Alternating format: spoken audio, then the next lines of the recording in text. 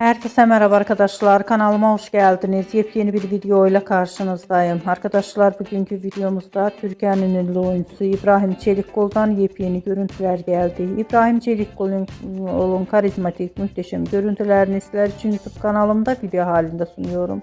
Umarım beğenirsiniz. Arkadaşlar, videomu beğendiyseniz kanalımı izlemeyi ve bildirim butonuna basmayı unutmayın. Şimdilik benden bu kadar olsun. Yeni videomuzda görüşmek üzere. Hoşça kalın.